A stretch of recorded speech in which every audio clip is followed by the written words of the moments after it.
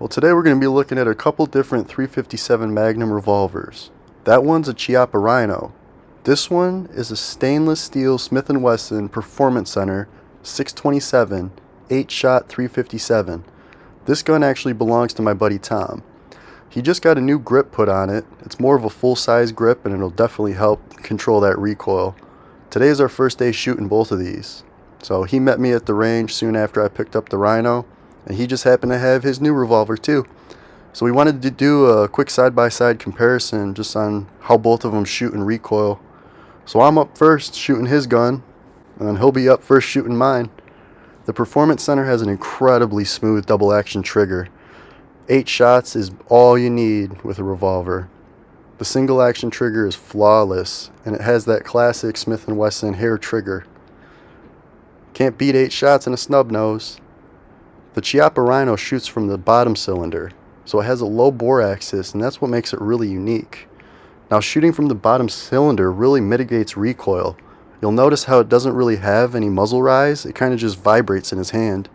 And that's the same across all pressures. So we were shooting standard pressure 38s, plus P 38s, and 357 Magnum loads. And really the only difference that I could notice was the concussion. Well, with that being said, I decided to go back to the range the next day at lunch because I wanted to do some more shooting with this gun. I've never had a Chiappa Rhino. I've always been interested in them, but I can't say that I've always wanted one because it wasn't really on my radar. But I brought out some Magnum loads that I got with the gun to test, just for point of impact, concussion, that kind of thing. Here's a quick look at the targets we'll be using, and I'm sending them down to 10 yards to start. I'm going to start out by warming up with some 38 plus P loads, just to see where I am on paper, and then we'll jump into the 357 Magnums. Enjoy the video.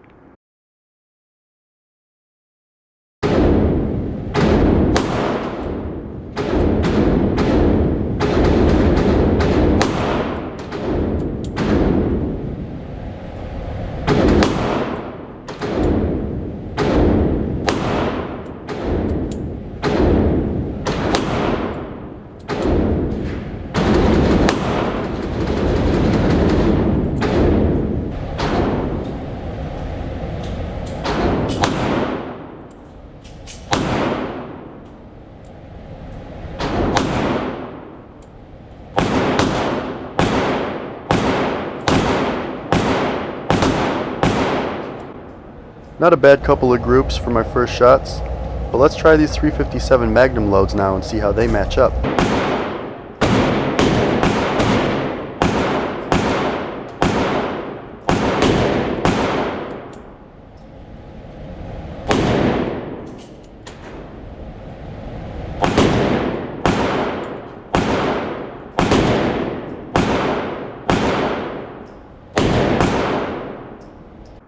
Can you believe the fireball coming out of that gun with the Magnum loads? I guess you don't need to hit them to scare them away. Good thing too, because this first double action shot, I don't know what happened. But that fireball is something, I'll tell you. This shot hit low to the left at the 8 o'clock position. This next shot I was able to throw right into the bullseye. But see, that is the important part of testing the ammo in your gun before carrying it. Don't just buy the most expensive hollow points and throw them in there and expect them to work how you want them.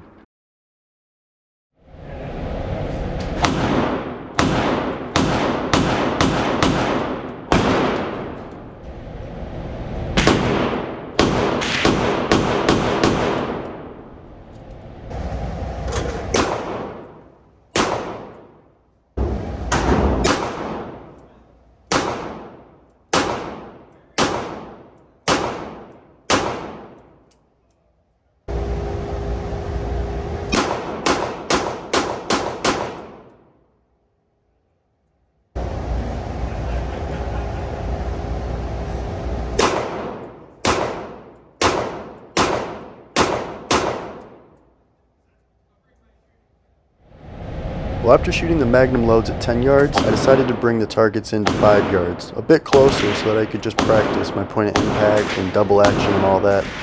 You'll notice though how the gun doesn't really rise, doesn't have much muzzle jump. It kind of just pushes back into your hand, and the only difference, like I said, was the concussion. So obviously there's a lot more concussion coming off of the Magnum loads, but it's not overwhelming.